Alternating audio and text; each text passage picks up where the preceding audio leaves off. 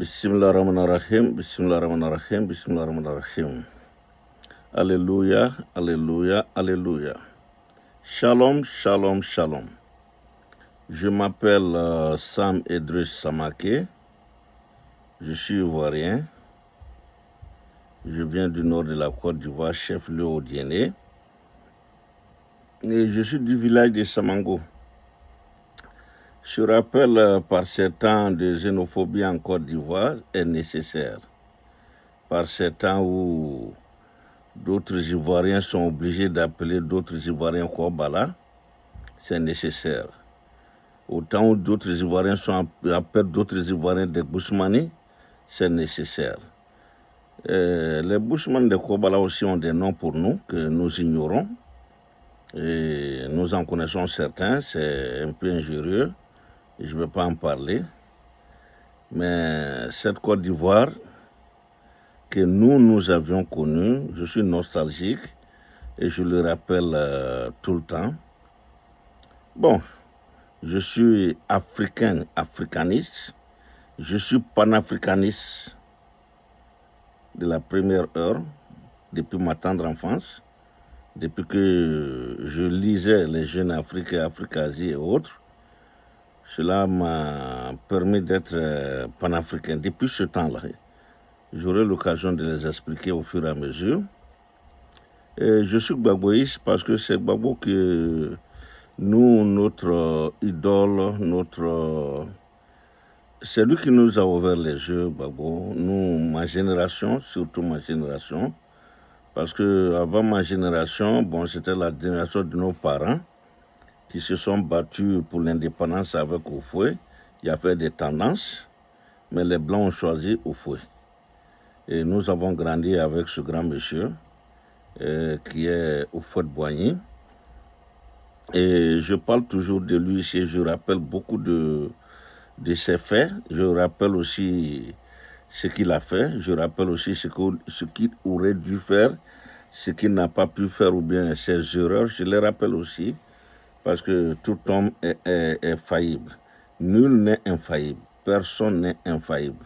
À part le président Alassane Dramane Ouattara, qui est infaillible, tout être humain commet des erreurs. À part Ado, le bravoutier, qui ne commet jamais d'erreur. Tout ce qu'il fait, c'est clair, c'est net, c'est bon, c'est choco. Comme les Ivoiriens aiment le dire. Mais là, il fait des erreurs aujourd'hui à mes yeux. Il fait même des erreurs, des fautes. Plus que des erreurs, il fait des fautes aujourd'hui, des fautes très, très, très graves. Et des fautes qui sont dénoncées par des Ivoiriens, qui sont dénoncées par des Ivoiriens clairvoyants, visionnaires, qui voient les choses venir. Il y a une dame qui est au Canada, je crois son nom c'est Marie-Gabrielle Taka, que j'admire beaucoup, qui est une de mes évancières sur les réseaux et que j'ai beaucoup apprécié, que j'apprécie beaucoup les analyses et surtout qu'elle est très intelligente, elle doit être historienne ou bien, en tout cas elle est très bien. Parce que quand elle donne ses examens, elle les fait imager par nos contes de la brousse.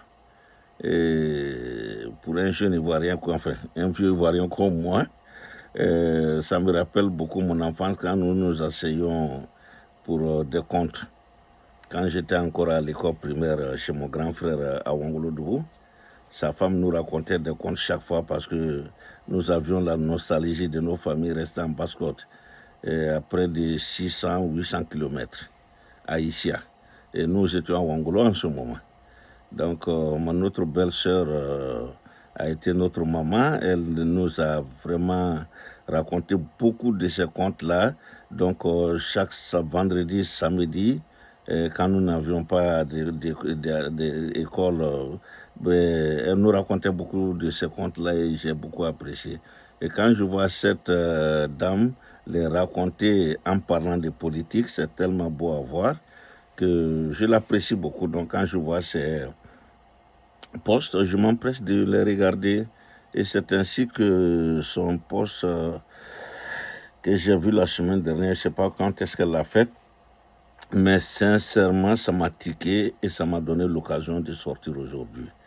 Et pas plus tard qu'avant-hier, j'ai vu sous le départ aussi qui en a parlé. J'ai dit, ben ça, c'est très important, il faut en parler. Nous, je crois que chacun a ses abonnés. Peut-être mes abonnés n'ont pas vu, donc je vais leur en parler. Il s'agit de quoi? C'est de ça qu'il s'agit en fait, des fautes qu'Alassane Dramane Ouattara est en train de commettre en Côte d'Ivoire. Il est en train de condamner les Ivoiriens de demain, des générations. Il est en train de les condamner. Il est en train de condamner notre pays. Un pays ne peut pas vivre en autarcie, c'est pas possible.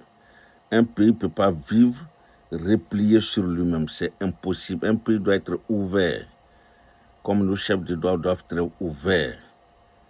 Un pays ne peut vivre avec le littoral et enclavé. C'est très dangereux pour la Côte d'Ivoire. C'est ce que nous vivons aujourd'hui. Bien que nous ayons le littoral, nous ayons la mer, nous vivons aujourd'hui un peu enclavés en Afrique de l'Ouest. Parce que tous les pays qui nous entourent, il faut le dire, même ceux qui disent, qui clament toujours qu'ils sont nos amis, c'est vrai.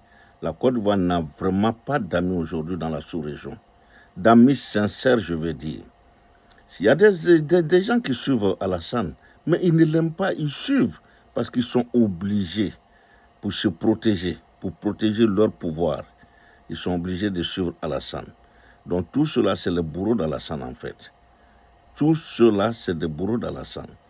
Et il n'a pas d'amis réellement sur notre continent.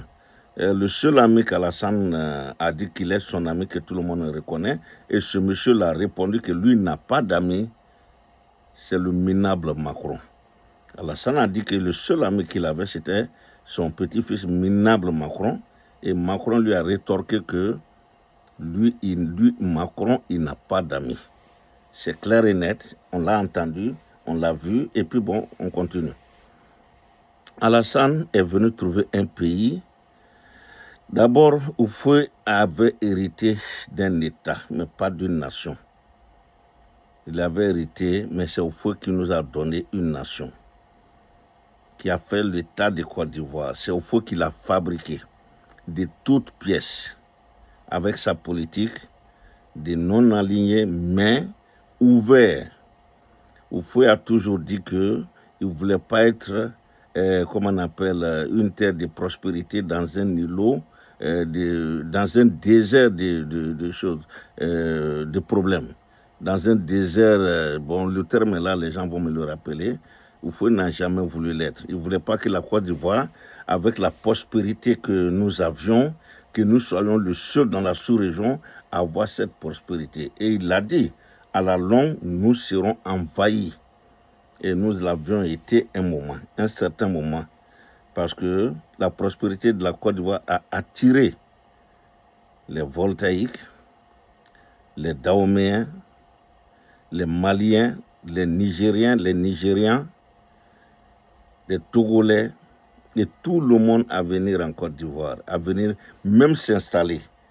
Bon, la Côte d'Ivoire, je l'ai répété, ou bien je l'ai dit dans mon ancienne conférence que j'ai faite, je l'ai dit, la Côte d'Ivoire ressemble étrangement aux États-Unis.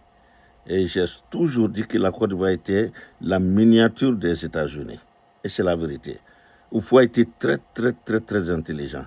Je vais vous rappeler une de ses intelligences. Il était tellement intelligent. Il s'est plié en 4 pour faire les 4 volontés de la France. On le lui reproche, je le lui reproche aussi. Il s'est donné totalement à la France. Mais il a piégé la France où? Tout en étant docile vis-à-vis de la France, tout en étant docile à la France, Oufoué avait une certaine liberté de manœuvre. Et il a utilisé cette liberté pour développer la Côte d'Ivoire. Prenez Abidjan. Demandez tous ceux qui viennent à New York. Abidjan ne ressemble pas à Paris. Abidjan n'a aucune allure de Paris. Quand tu viens aux États-Unis, et si vous transitez par New York, et que vous restez à New York, que vous visitez réellement New York, vous allez voir que Abidjan ressemble étrangement Abidjan ressemble étrangement à New York. Vraiment étrangement à New York. Sur tous les plans. New York est un îlot. Abidjan aussi, c'est un îlot. Et je vous le rappelle, ce qu'on appelle ici FDR. La route FDR ici, c'est la route Carena à Abidjan. Et Westside, c'est, comment dirais-je, de Trècheville, le pont Houphouët, ligné, et puis, voilà, la lagune, voilà pour partir. C'est actuellement la même chose. Et aussi, Manhattan, Abidjan était appelé le petit Manhattan.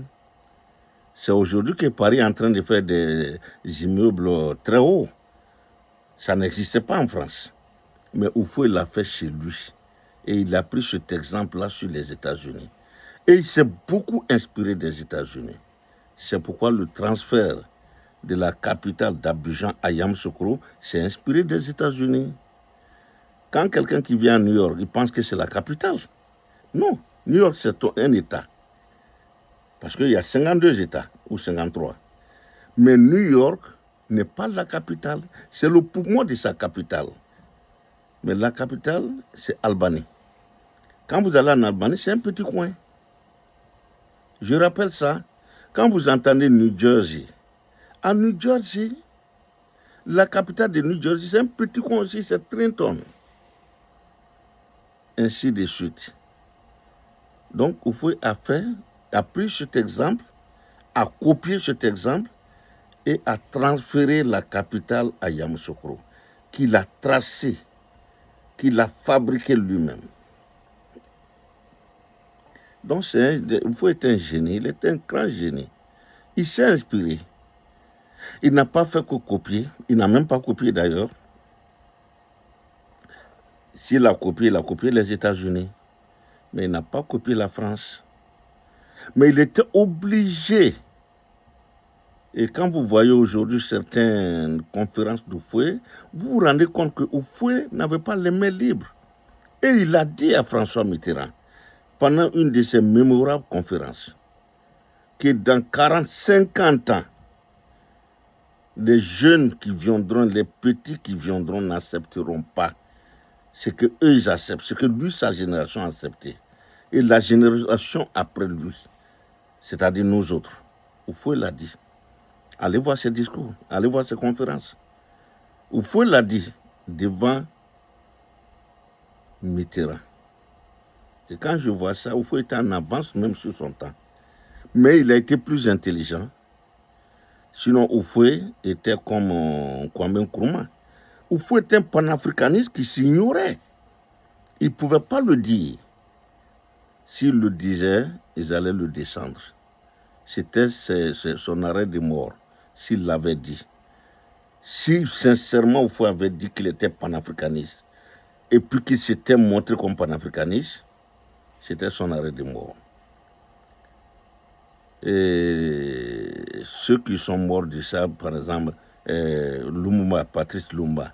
Mais Lumumba était très jeune, 33 ans. Il était très jeune comme Ibrahim aujourd'hui. Il avait la fougue de sa jeunesse. Et c'est pourquoi il a voulu nationaliser les terres, c'est-à-dire les richesses de son pays. Et voilà pourquoi la Belgique, la France et autres, la Belgique et les États-Unis, ils l'ont liquidé. Ils l'ont liquidé, tout le monde le sait. Et d'une manière atroce. Aller fondre sa viande dans de l'acide. C'est pas possible. Donc voilà comment Lumumba est parti. Et Kwame Nkrumah, c'est la même chose.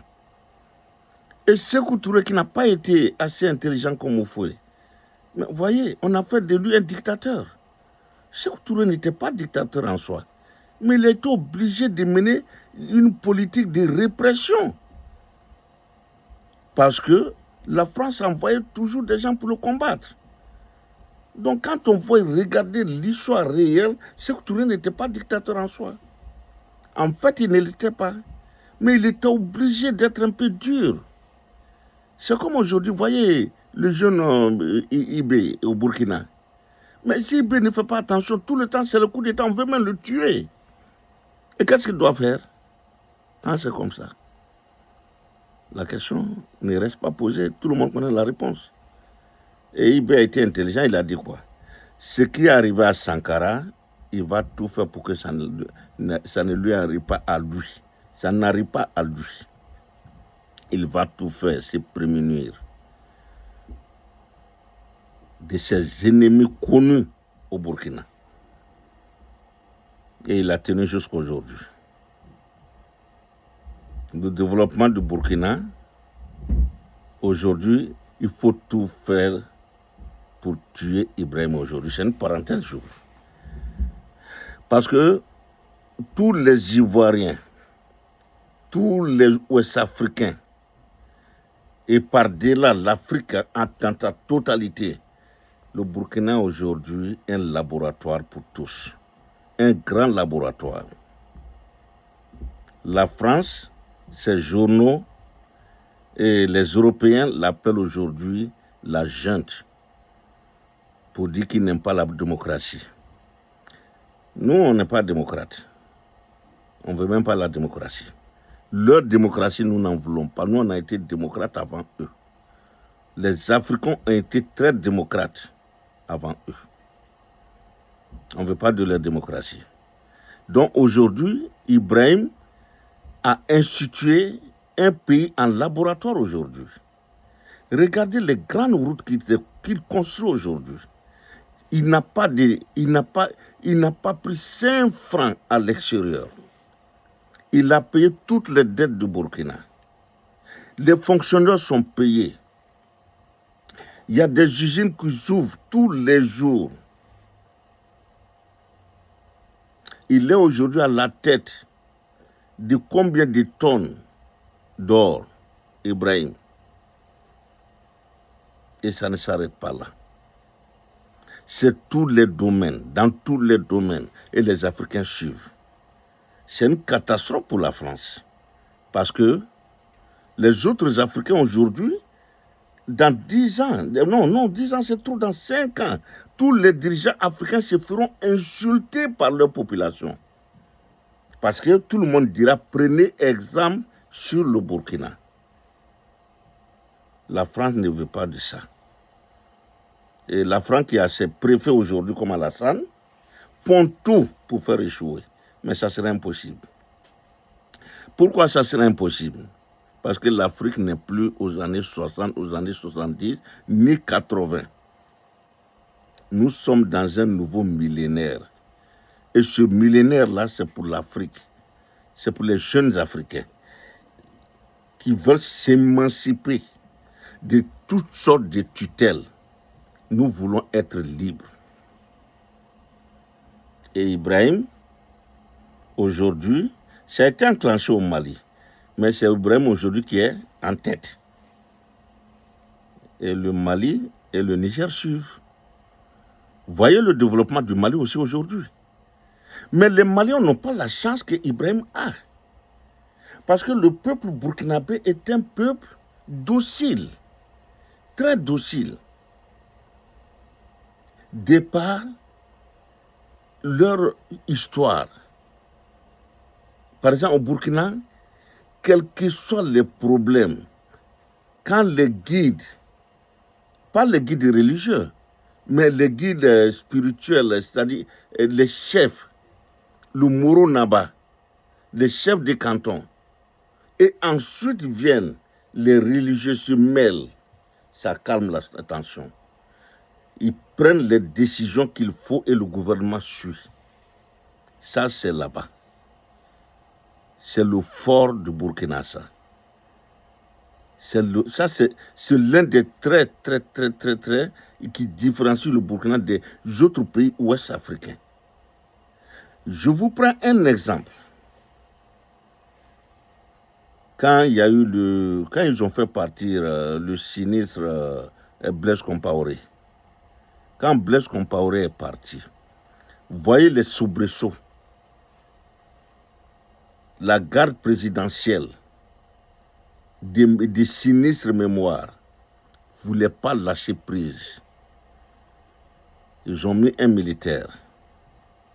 Et ce militaire était obligé de laisser à un civil Kafando.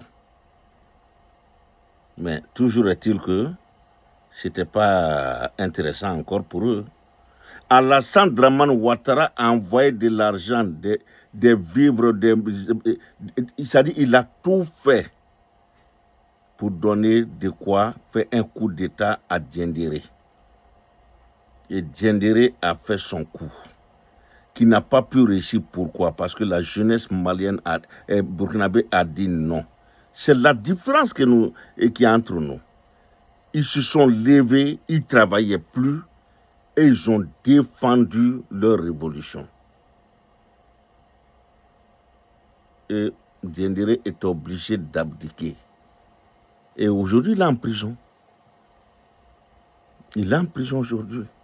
Mais qui a pu dénouer cette crise? La CEDEAO, la moribonde CEDEAO a envoyé des gens avec les Macky Sall pour maintenir Diendéré au pouvoir. Les Burkinabés ont dit non. Et les Moros Naba se sont levés. Les chefs coutumiers se sont levés. Les guides religieux se sont joints à eux. Et ils ont fait capoter ce qu'Alassane voulait imposer là-bas. Par l'intermédiaire de la moribonde, du sinistre, de la sinistre CEDEAO, de l'inqualifiable CEDEAO. Et ils ont eu honte. Ils ont eu très honte. Et Kaboré est venu. C'est ça qui fait la différence. C'est ça qui fait la différence du Burkina et des autres pays, la Côte d'Ivoire inclus. Parce que les jeunes Burkinabés, quand il s'agit de leur dignité, ils préfèrent ne même pas manger. Ils préfèrent tout perdre, mais ils défendent leur dignité. Les Ivoiriens ne sont pas prêts à défendre leur dignité. On a l'impression que l'Ivoirien n'a plus de dignité. Donc c'est ce qui est la force du Burkina par rapport aux autres pays de l'AES. Et les autres pays de l'AES sont obligés de suivre ça. Le Niger est rentré dans la danse. Aujourd'hui, il y a une société nigérienne, pas civile, hein. Parce que quand on attend société civile, c'est les groupuscules qui sont fabriqués par les impérialistes. Mais le peuple nigérien aujourd'hui a fait capoter ce qui s'est passé récemment, dont je n'ai même pas encore parlé. Les mercenaires venus d'Abidjan, comme au Mali, en 2022 ou bien en 2000 combien, c'est la même chose. Même trajectoire.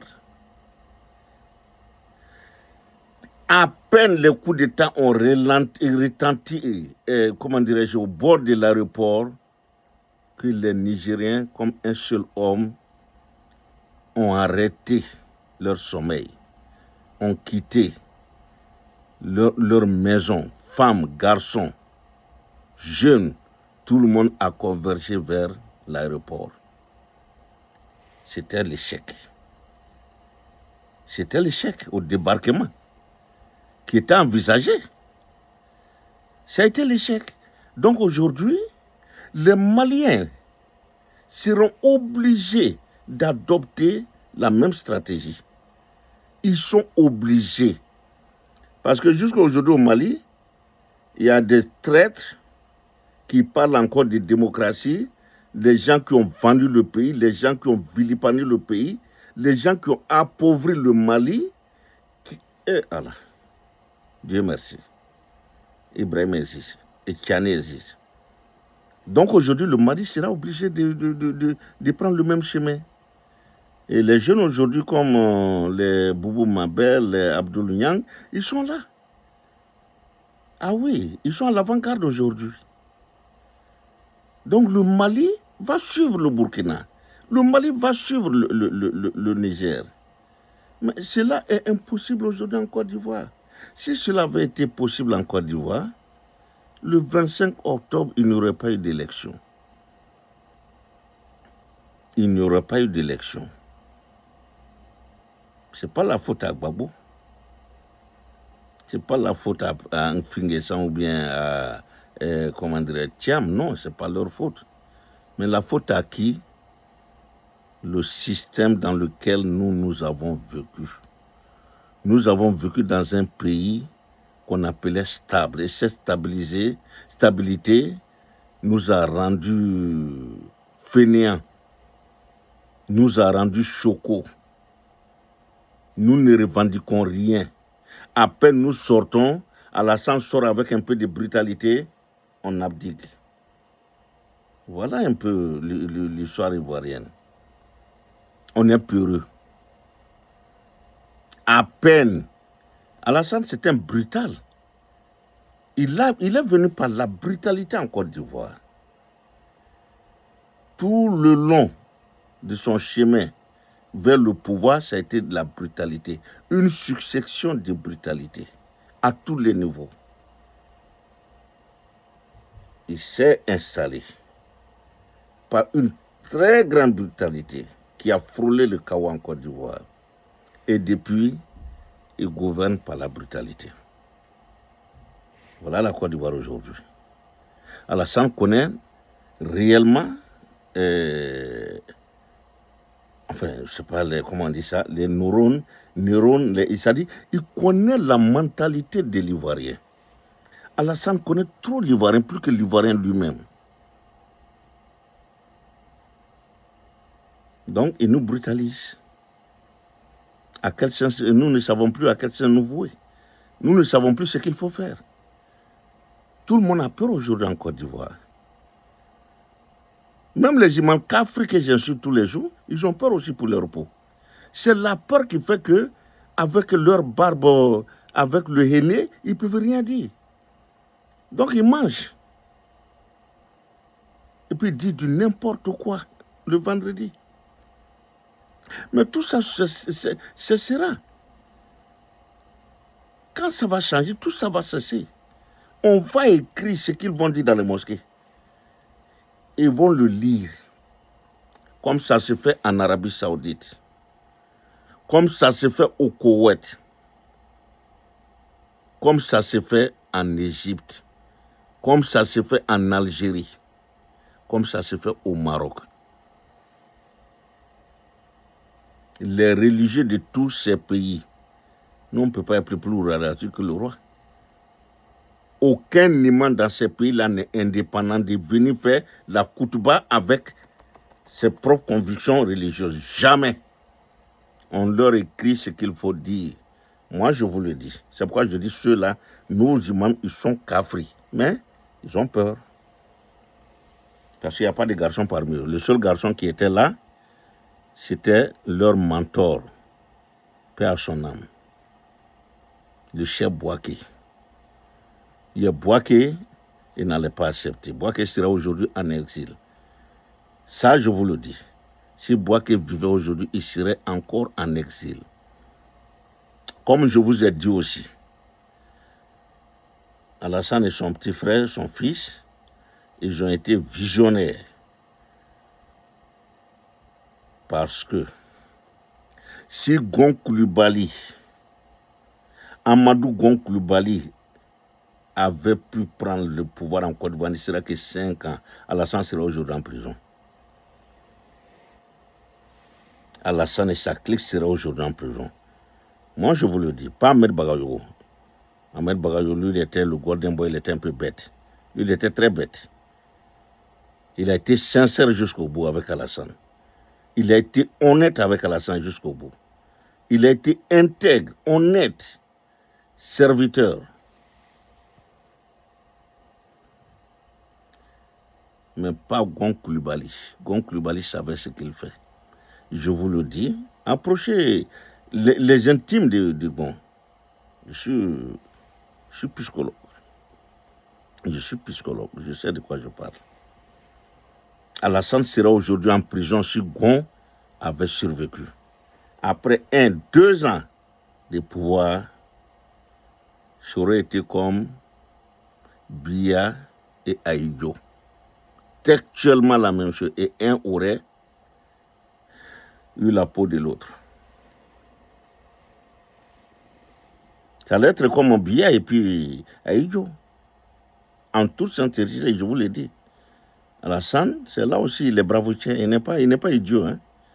Il est très intelligent, ce monsieur. C'est un bravoutier quand même. Ah ouais, quand on voit, il est bravoutier dans le mal. Hein? Pas dans le malheur, mais dans le mal, il est un grand bravoutier. Oui, dans le mal, il est brave. Très, très, très brave. Plus brave qu'Alassane dans le mal, non, tu meurs. Donc, j'avais ouvert cette parenthèse pour parler de l'AES, pour dire ce qui se passe là-bas. Et revenons maintenant à la maison, en Côte d'Ivoire. Quelle est cette faute dont la dame, l'excellente dame chroniqueuse ou bien sur les réseaux, comment elle s'appelle, Marie-Gabrielle Taka a parlé. C'est très profond. Sous le départ, il a repris, c'est de la vérité. Ça me donne des sueurs froides. J'en tremble quand j'en pense. Quand j'y pense, pardon. Excusez-moi, hein, le français n'est pas ma langue maternelle. Si c'est en Djoula, là, je vais choquer en Djoula, tout ce que vous allez comprendre.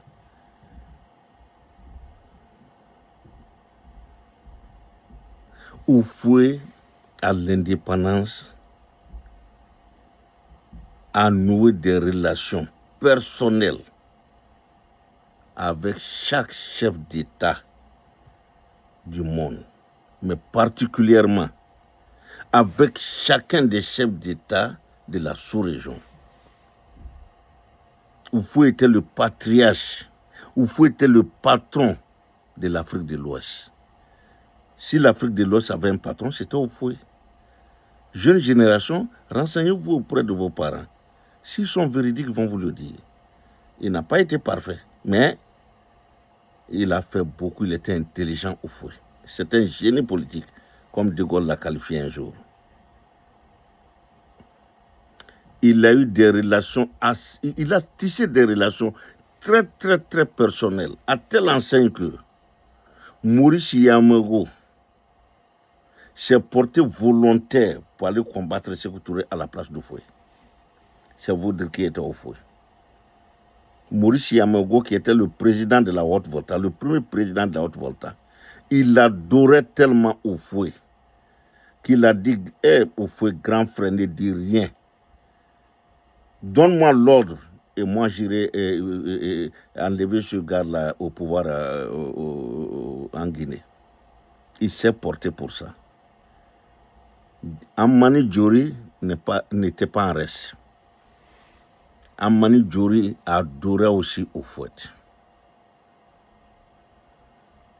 Toute la région. Ceux avec lesquels Oufoué n'était pas en bon terme, les gens ne le savent pas peut-être aujourd'hui, a commencé par Kwame Nkrumah. Oufoué ne s'entendait pas encore avec Kwame Nkrumah. Pourtant, rien ne les différenciait. Ils étaient très amis dans les années 50. Mais à l'approche des indépendances, leur amitié s'est fissurée. Pourquoi? Parce que la Guinée de Sékou Touré a dit non à De Gaulle. Et Oufoué ne voulait pas que quelqu'un dise non à De Gaulle. Alors là, Oufoué, non. Il ne pardonnait pas ça. Mais il faut comprendre ce Oufoué. Mais un petit baoulé qui est quitté dans son petit machin au temps colonial et qui est devenu ministre en France, ministre délégué et ministre d'État. Mais ce n'est pas n'importe qui. C'était pas donné à n'importe qui. Mais il fallait montrer des pattes blanches. Il fallait montrer à De Gaulle que, écoutez, tu es le Dieu sur terre ici. Donc, Oufoué et Kwame Nkrumah ne se sont pas entendus. Sinon, il y a une anecdote que Oufoué m'a dit. Quand Kwame Nkrumah a choisi le socialisme avec Ahmed Sékou Touré, il s'est rencontré avec Oufoué un jour, je crois que c'était au Ghana ou bien où, je ne sais pas. Ils s'étaient rencontrés, ils ont parlé d'homme à homme. Et ils se sont dit, parce que Kwame Nkrumah voulait que Oufoué vienne dans le socialisme et Oufoué voulait que Kwame Nkrumah vienne dans le capitalisme. Et ils ont compris que c'était deux très très grandes fortes têtes. Très très très grandes fortes têtes. Politiques. Donc ils se sont assis et Oufoué a dit à Kwame Nkrumah, bon écoute, nous allons rester chacun dans son truc et donnons-nous 10 ans. Si après 10 ans, je vois que le Ghana est en avance sur la Côte d'Ivoire, je me convertis au socialisme. Et si dans 10 ans, la Côte d'Ivoire avance plus que le Ghana, tu te convertis au capitalisme. Donc, ils se sont quittés en bons amis. Mais après, vous pouvez toujours penser que les Russes, l'URSS, pas les Russes, mais dans le bloc soviétique, cela voulait absolument enlever son pouvoir. Il y avait la guerre froide. Et vous avez peur, une grande peur de ces gens. Parce que la France étant un pays en ce moment puissant là-bas à cause des Africains, en Europe, a intimé l'ordre à Oufoué de ne jamais collaborer avec tous ceux qui ont quitté la France, qui sont allés dans le socialisme, comme Sékou Touré. Donc c'est ainsi que Sékou Touré a dit non. Et Sékou Touré, quand il a dit non, ce n'était pas pour entrer dans le socialisme. Il voulait rester capitaliste toujours. Mais étant donné que la France lui a coupé tous les vivres, la France lui a tout coupé, les professeurs, tout le monde est rentré. Mais la Guinée a frôlé vraiment d'être un pays analphabète. Donc, qu'est-ce qu'il a fallu faire? Donc, Sékou Touré ne savait pas où... Bon, c'est ce qu'il est parti dans le joug colonial soviétique. C'est ainsi que Kwame Nkrumah l'a convaincu. Et il est devenu... Voilà. Donc, ce rappel-là, je le fais pour que les jeunes générations comprennent. Oufoué était bon, mais il avait de bonnes qualités, mais de mauvaises qualités aussi. Donc, c'est ainsi que, dans l'Afrique de l'Ouest, Oufoué, il y avait un Kwame Nkrumah avec lequel il ne s'entendait pas. Il y avait Sékou Touré avec lequel il ne s'entendait pas. Et il y avait un troisième qui était au Togo, Olympio. Sylvanus, ou bien il y a Sylvanus Olympio. Lui-même, il a même voulu créer sa propre monnaie. Il a voulu quitter le franc CFA. Et c'est ainsi que la France l'a fait assassiner par le père de l'actuel président. C'est lui-même, Yadima, qui a tué Sylvanus de sa propre main. Ils ont envoyé un commando attaquer Sylvanus, mais Sylvanus avait réussi à fuir. Et il est allé à l'ambassade américaine. Et c'est les Américains qui ont appelé les Yadema pour dire qu'il est ici. C'est l'histoire, je vous le rappelle. Et c'est ainsi qu'ils sont venus l'abattre froidement. Et Yadema l'a battu froidement de sa propre main. L'histoire est un témoignage. Donc, tous les autres pays alentours ont eu une peur bleue. Il y avait aussi, mais ça c'est venu un peu plus tard, sinon tous les autres pays étaient capitalistes. Donc c'était au fond le grand chef, le grand Toubab, le grand chef Manitou. C'était Oufoué. Et c'est ainsi que Oufoué avait les coudées franches pour développer son pays. Et c'est ainsi que Oufoué dans son génie politique, il a fait quoi? Il a fait du port d'Abidjan le premier port en Afrique de l'Ouest, avec l'accord de De Gaulle, bien sûr. Donc les Français ont développé le port d'Abidjan au détriment des autres ports alentours. Parce qu'il fallait faire d'Abidjan, du Houphouët, le miroir. Comment c'est de se comporter avec la France? Le paternalisme. Donc quand les gens disaient le paternalisme, non, on disait regardez la Côte d'Ivoire. Donc, c'est ainsi que Houphouët a bien développé le port de Côte d'Ivoire. Je ne rentrerai pas comment il a... Bon, mais le port de Côte d'Ivoire était devenu... Et il allait... Il y a, comment dirais-je, Maurice Yamogo, qui le prenait comme un papa, a accepté tout de suite. Et il y avait le chemin de fer Abidjan, Niger. C'était le nom. Le chemin de fer devait quitter Abidjan jusqu'au Niger. C'est Houphouët qui a fait arrêter ça à Ouaga. Et nous autres, on est nostalgiques aujourd'hui de ce chemin de fer. Parce que dans les années 74, où j'étais petit élève à l'école Wangolo 1, Wangolo 2, Wangolo 1, les samedis, nous volions le train pour aller nous promener du côté de la Haute-Volta. C'était le bon vieux temps, on pouvait le faire. On prenait le train, on était des élèves, on avait un petit groupe, on prenait le train et on allait dans les rabats. Renseignez-vous. Et même, on arrivait souvent jusqu'à Nyangologo. Et quand on arrivait là, on descendait. Et le prochain train qui venait pour Abidjan, on le prend, arrivé à Ouangolo, on descend. Donc, Houphouët a fait ça. Donc, les marchandises de la Haute-Volta, toutes les marchandises de la Haute-Volta, parce que l'Afrique dépendait, je peux dire, à 99% de l'Occident. Tout ce que nous mangions, tout était importé. Et c'est là que la France s'est développée. C'est ça qui a fait la richesse de la France. Parce que tout ce que nous avons, la France les prenait cadeaux, allait les transformer et nous les revendait très cher. À commencer par le café cacao. Le Burkina, l'or, le coton, les mangues. Là encore, j'ai une aberration à vous dire.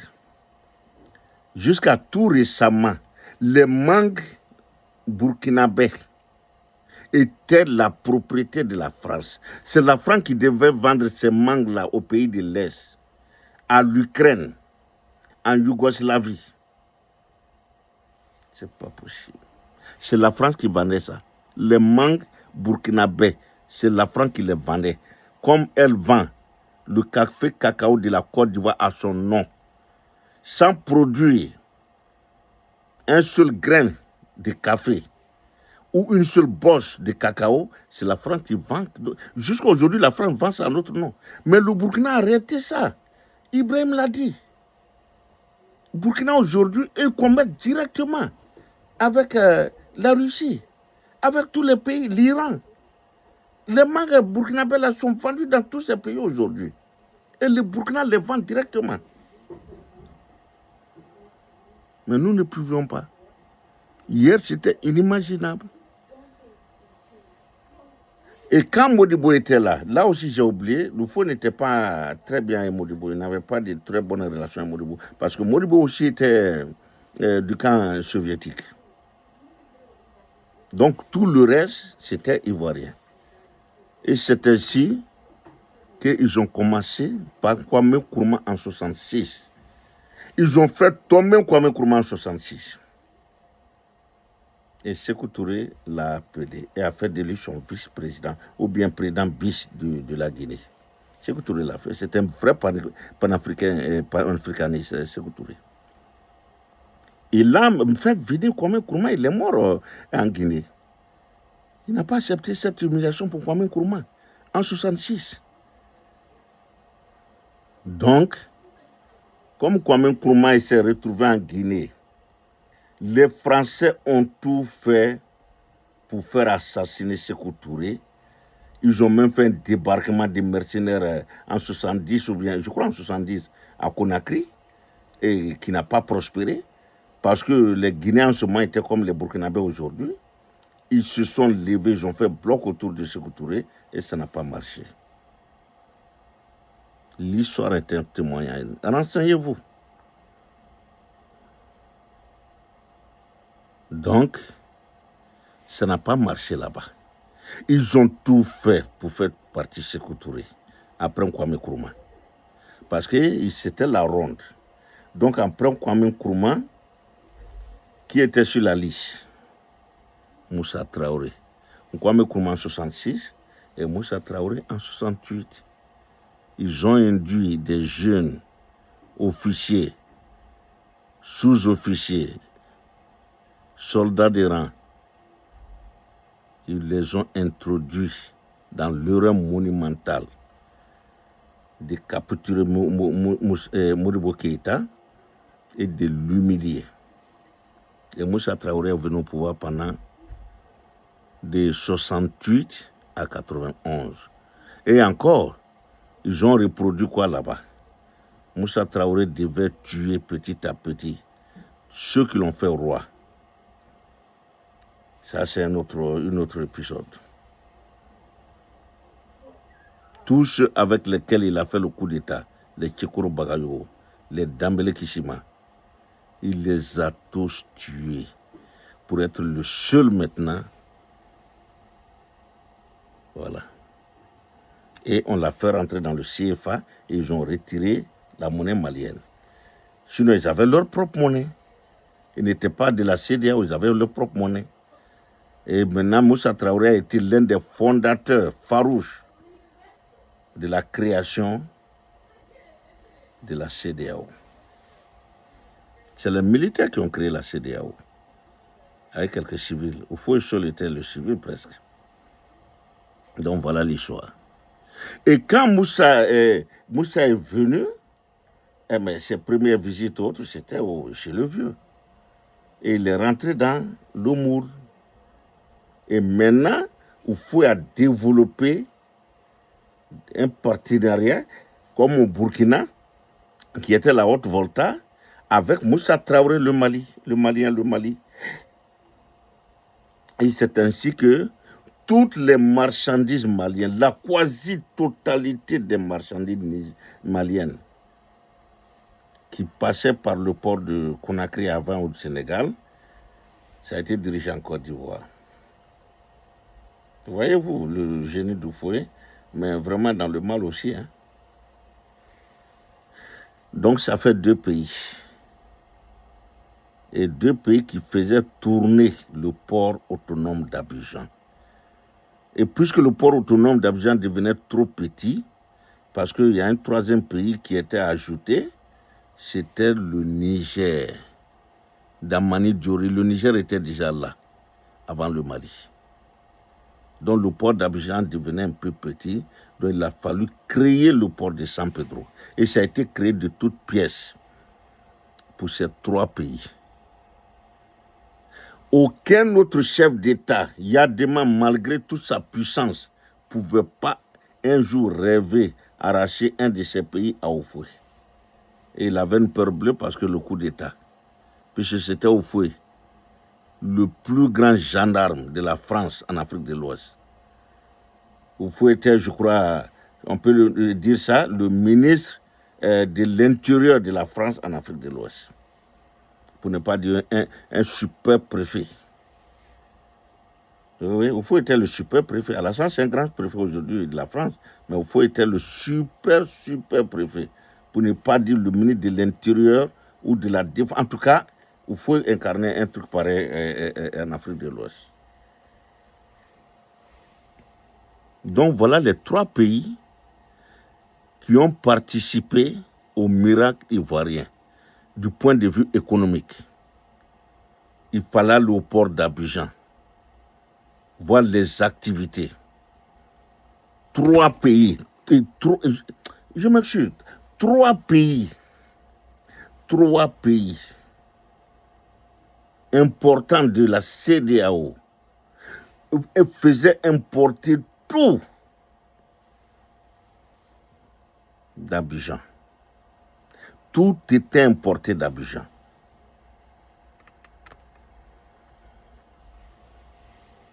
Sans exclusive. Enfin, il faut avoir cette exclusivité, je veux dire. Exclusivité de trois pays. Aucun autre pays ne pouvait. Et puis, gare à ces pays-là, s'ils voulaient aller faire des choses ailleurs. Ah non, c'était la propriété privée aussi d'Oufoué, ça. Oufoué ne blaguait pas avec ça du tout. Il ne s'est jamais amusé avec ça. Donc voilà le miracle ivoirien. Et ces ports ont toujours fonctionné comme ça. Toujours sans exception. Jusqu'à la venue de l'empereur Alassane Dramane Ouattara. Entre-temps, les mentalités ont changé en Afrique. Entre-temps, les Ivoiriens avaient d'autres priorités. Entre-temps, les Maliens avaient d'autres priorités.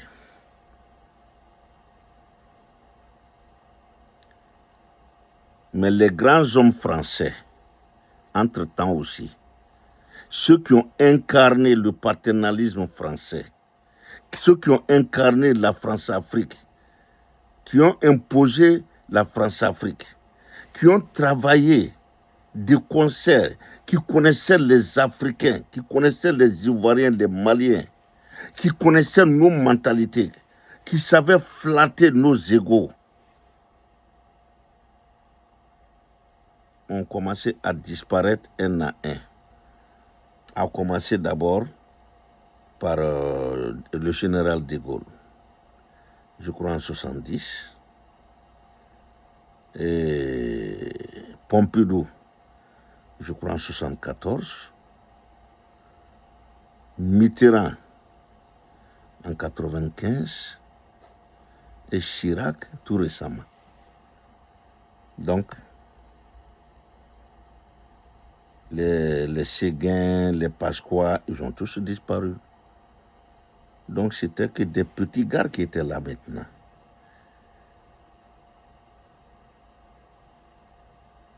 C'est Madame Chirac qui a presque élevé, c'est Chirac et sa femme qui ont élevé politiquement Nicolas Sarkozy. L'élever politiquement, s'entend. Il est leur créature. Mais il les a trompés. Il les a trompés pour aller avec Balladur. Il les a trompés. Et Chirac n'a jamais, jusqu'à son dernier souffle, il n'a jamais pardonné ça, comment dirais-je, au minable Sarkozy, au saltimbanque Sarkozy, au sanguinaire Sarkozy, tueur de Kadhafi, après avoir pris son argent. Et aujourd'hui, ami intime, protecteur et faiseur d'Alassane Ouattara comme président en Côte d'Ivoire. C'est Sarkozy qui a fait d'Alassane ce qu'il est aujourd'hui. Après le feu vert de Gbagbo Laurent, avec l'article qui faisait de lui un candidat exceptionnel. C'est Sarkozy qui l'a imposé. Et après Sarko, Hollande, qui a aussi une fabrication de Mitterrand. Et aujourd'hui, je ne sais pas comment qualifier ce gars, s'il est signé, c'est-à-dire l'inculque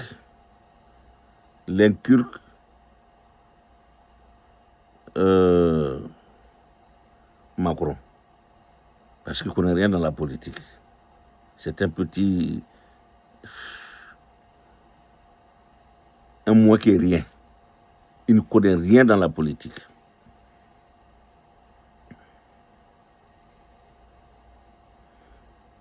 Quelqu'un qui marie sa grand-mère. Il ne connaît rien dans la politique, ce monsieur-là. Donc c'est ainsi que la Côte d'Ivoire, le port de San Pedro a été créé pour aider le port d'Abidjan. Et le miracle ivoirien a continué. Bédié est venu, Bédié a continué avec ses chefs d'État, avec la sous-région. Bédié a continué. Gueye n'a pas changé d'un iota. Gbagbo a même amélioré ses relations, même avec ses ennemis comme Blaise. Ce monsieur, je vous ai toujours dit que s'il a un défaut, c'est son humanisme, très humain. Sinon, il ne devrait pas collaborer avec Blaise Compaoré. Son tombeur, parce que c'est le Blaise qui est son premier tombeur.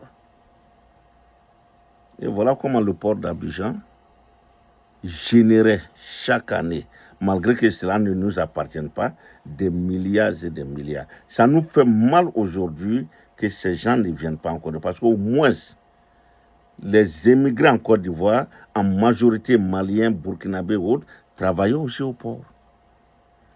Que vont devenir ces milliers d'employés aujourd'hui? Toutes les sociétés au port aujourd'hui sont en train de fermer les unes après les autres.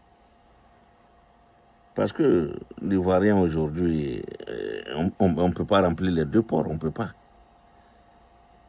Et c'est la vérité. C'est une grande vérité. Et ça fait peur. Et Alassane aujourd'hui, grand économiste dit ça. Là, il a un tel grand économiste qui fait perdre autant de sous à son pays au deuxième millénaire. En 2026, 2024, 2025, depuis 2020, ce monsieur-là s'est évertué à tuer l'économie ivoirienne. En commençant par le poumon de l'économie ivoirienne, qui est le port, les deux ports.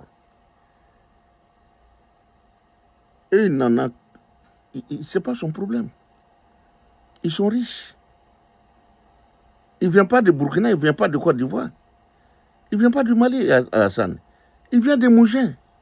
Mougins en France. Alassane était, comment on peut dire ça, Mouginois. Il y a Mouginois. Alassane était Mouginois. De Mougins. Il n'est pas ivoirien, ce monsieur. Et il s'en fout. Et aujourd'hui, nous avons perdu 3 partenaires colossaux, gigantesques. Gbagbo dirait Digba. 3 partenaires Digba de la Côte d'Ivoire.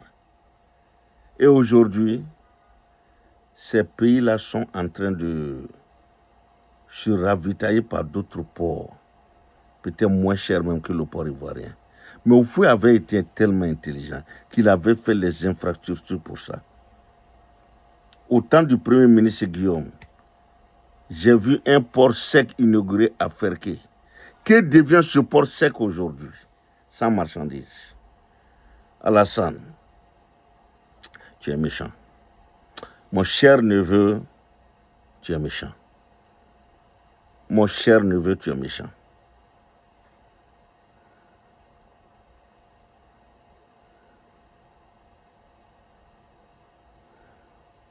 J'ai ma nièce aujourd'hui qui fait un PhD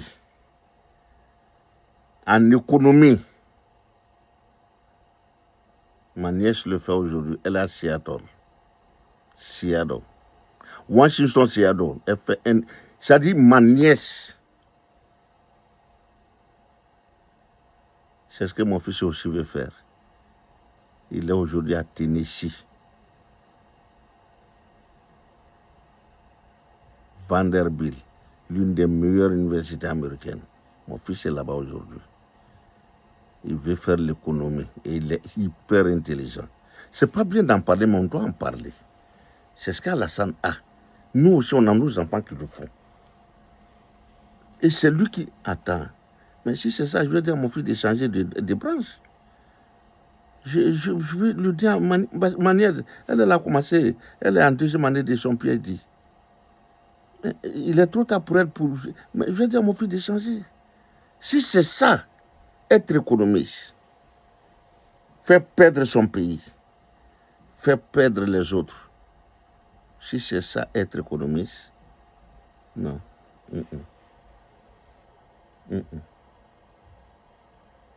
Je préfère ma position actuelle, griot intellectuel.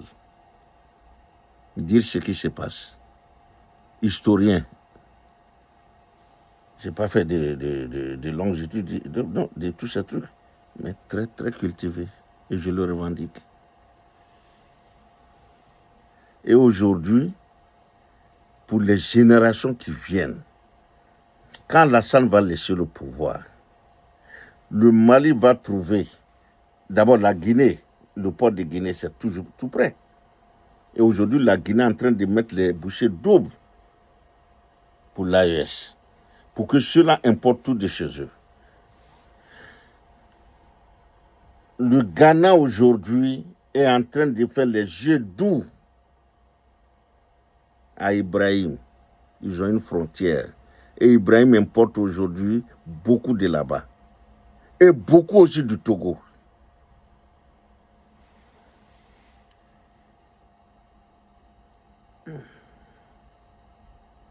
Et Talon,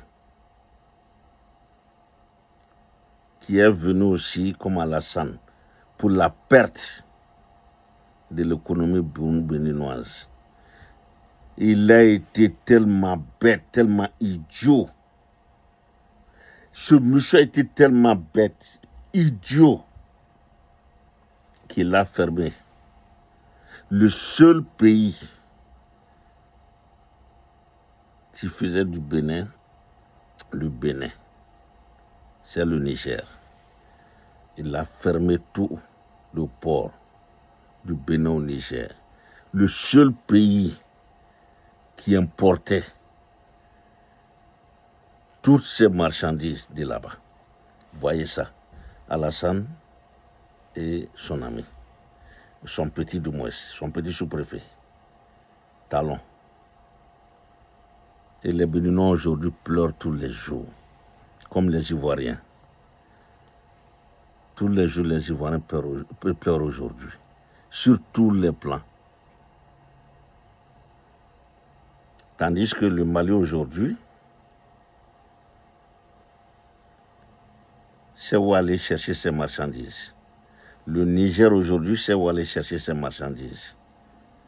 Même la Libye, qui est en guerre, qui n'est pas stable, fait les yeux d'eau aujourd'hui au Niger de venir prendre leurs trucs chez eux.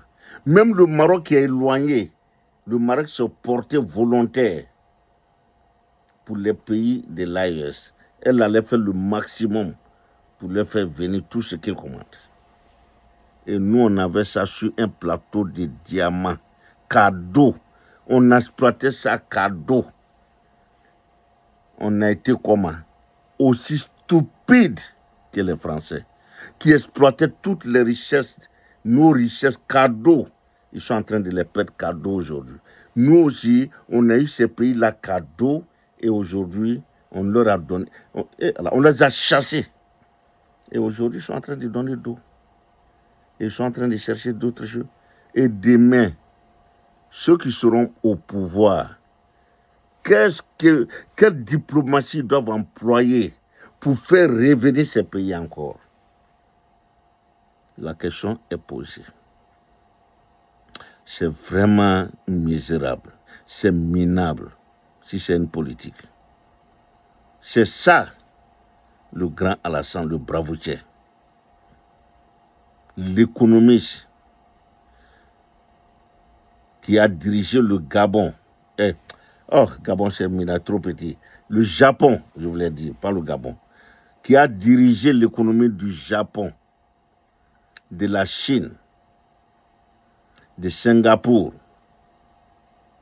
de Taïwan, le docteur Alassane Dramane Ouattara, le grand, le summum de l'économie.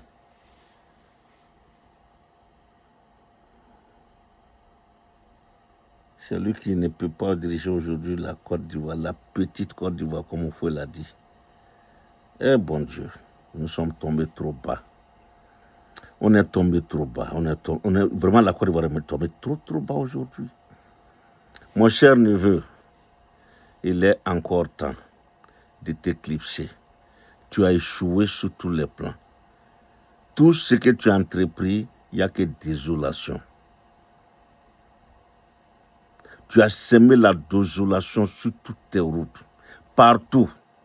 Toute l'Afrique de l'Ouest aujourd'hui que tu pouvais atteindre négativement, tu l'as fait. Tu as créé le chaos partout aujourd'hui, neveu. La Côte d'Ivoire n'est pas en reste.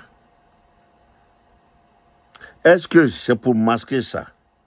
C'est pour cacher ça à long terme que tu es en train de fabriquer un empire en Côte d'Ivoire?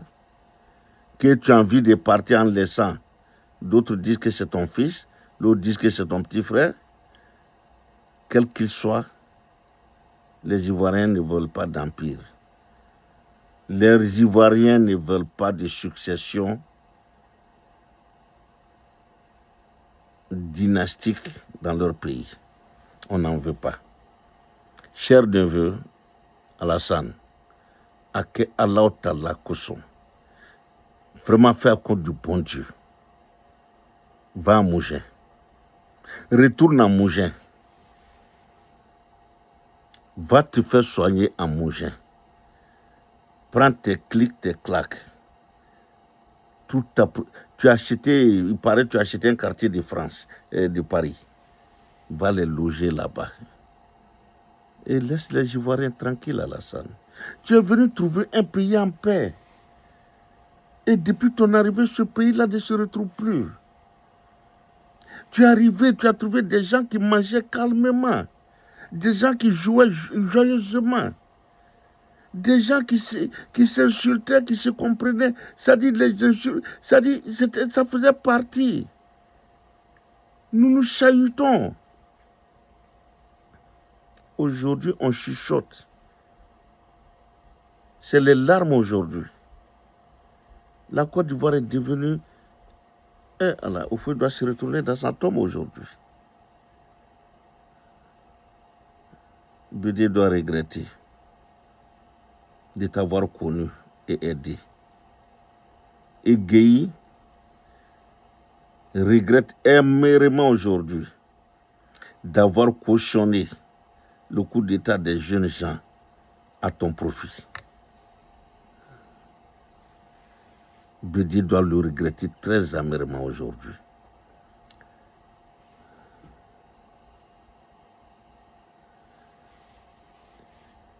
Et mon baobab, mon grand frère, mon adoré baobab, Babo,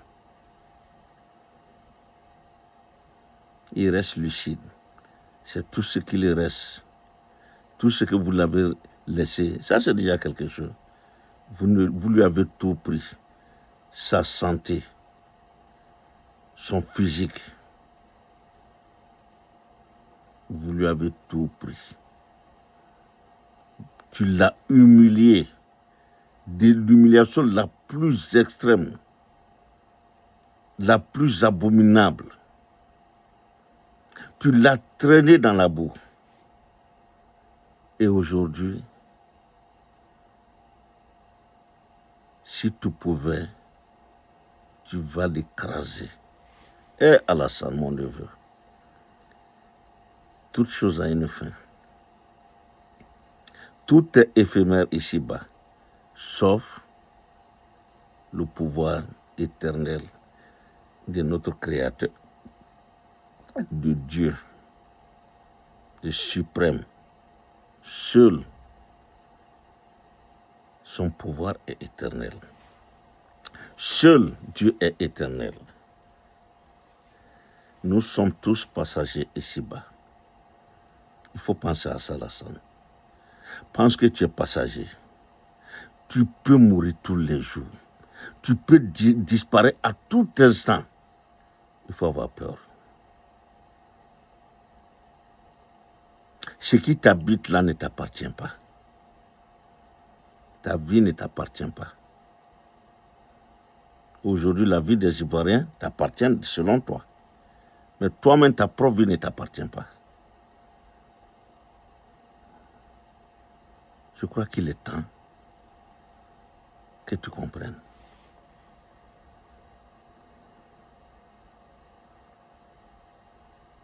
Les Burkinabés ne sont pas tes ennemis, les Maliens ne sont pas tes ennemis. Les Maliens t'ont hébergé, ont hébergé toute ta famille, donc c'est hébergé.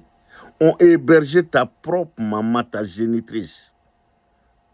Ils leur ont tout donné. Voilà aujourd'hui comment tu les récompenses.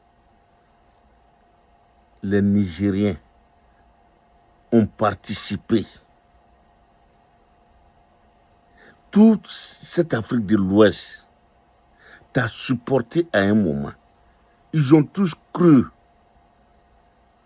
que les Ivoiriens étaient dans l'erreur. Ils fautaient en disant que tu n'es pas leur compatriote. Tous ces pays se sont offusqués. Ils se sont indignés pour toi, Alassane. Et aujourd'hui, c'est comme ça que tu les payes back. C'est pas normal. Alassane, ce n'est pas normal. Les Burkinabés ne sont pas tes ennemis. Les Nigériens ne le sont pas. Les Maliens t'ont adoré. Ils t'ont supporté. Ils ont tout fait pour que tu viennes au pouvoir. ATT l'a dit, ici il y a quelque chose qu'il regrette et qu'il a regretté avant de mourir, c'est de t'avoir aidé. C'est d'avoir aidé ta famille, Alassane. Sans quand quelqu'un regrette de cette manière, ça fait peur. J'aimerais que quelqu'un te porte mon témoignage quand même. C'est pas normal, mon neveu. C'est pas normal, tu es mortel. Gon Coulibaly est mort, donc tu es mortel.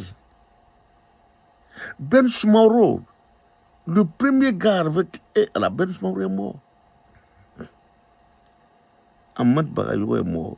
Jenny Komena, le créateur du RDR, il est décédé depuis quand? Des années maintenant. Dans la santé mortelle. Oufou a fait 33 ans de pouvoir. Nos parents le croyaient immortel, mais il est mort. Tu es mortel aussi, Alassane. Alhamdulillah Rabbil Alamin. Alhamdulillah Rabbil Alamin. Alhamdulillah Rabbil Alamin. Ni Allah, Allah Ta'ala. Ni Maodo Drissali. Ni ya John Dromotale. Ni Makrange. Nde foilon. Miskara jirati ne tolo. Mais ni Allah. Ni milon. Aydra komoko wulibere jene. Allah ye. Allah Ta'ala eye. Ni Allah eye. Yachila alde naban ule Muhammad sallallahu alaihi wasallam. Nukundi yachila labane ule. Ne man kisibai. Ana sabanyma, ana dimbayangma, ana jurlanyma, ne man kisibai bay. Allah tanu biye. Tanu yeshuro tanu yetro, tanu yo watibe, tanu tikto ko Allah. Allah ele tanu tiye. Ni Allah. Fanda koko Allah. Fendi koko Allah, jotri koko Allah. Siramay koko Allah. Chrétien koko Allah. Jotri koko Allah. Allah eklena ye benana elema. Bienana elema mwote minde nanima. Me ye beta jado naro. Ye be wasala natai benata wati. Nuta fote sa inyalo nuro ye nuta la mendigala. Masawa funisre. Anga elema. Masa flatay. Anga masa klena. Masa klema yoko Allah anga ulema. Ni ire Maodo Drissaka ulema. Ni Allah. Ivoirien bra nyani, Ivoirien bra sege. Toto te Ivoirien la brindigala. E kelene se kambor, mote se kambor. mo tɛ se kana nugu jigi ka bɔ jangata min an kuno bi mo tɛ se k'an jigi a la foyi kelen pe an ka yɛlɛma digi a la tano b'i ye i ka koko kɛ i ni ce i ka koko kɛ an buru bɛɛ tan y'an buru a kɔnɔ i ni ce digi a la n'u ko ala n'u ko a ci la n'u ko ala n'u ko a ci la n'u ko ala n'u ko a ci la alhamdulillah rabbil alamin alhamdulillah rabbil alamin alhamdulillah rabbil alamin inshallah shalom salam alaikum alléluia